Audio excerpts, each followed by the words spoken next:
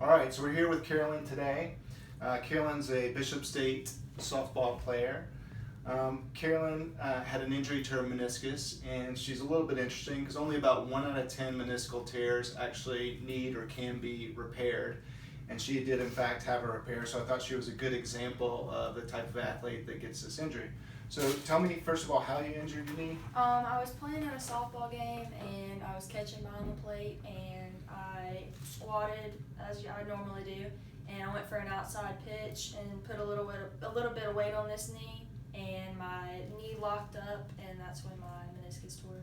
Okay, and so then when you came in, you couldn't fully straighten or bend your knee, is that correct? Nope, couldn't do anything like that. So what she ended up having was what's called a lateral meniscus tear, and she had a bucket handle type tear where the whole meniscus had flipped over in her knee and become entrapped so that she couldn't move her knee. So I'll take you over here to look at that first real quick. She had her MRI here, and what you see on the MRI is the femur here, the tibia here, and this is the patella tendon.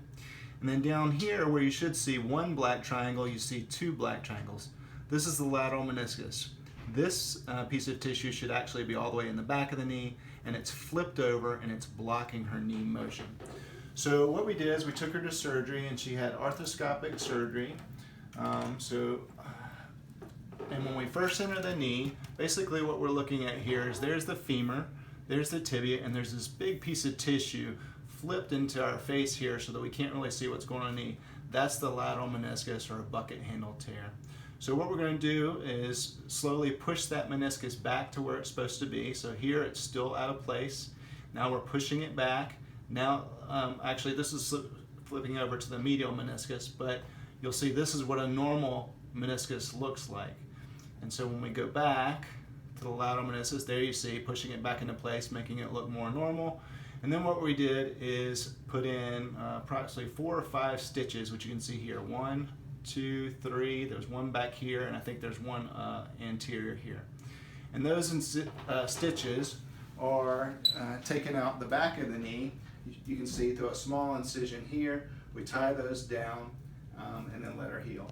And so basically what we're at 3 months now, so you can see you can fully straighten the knee for me and then bend it back down. You can see she can fully straighten it. She's doing very well. She's on a stationary bike now.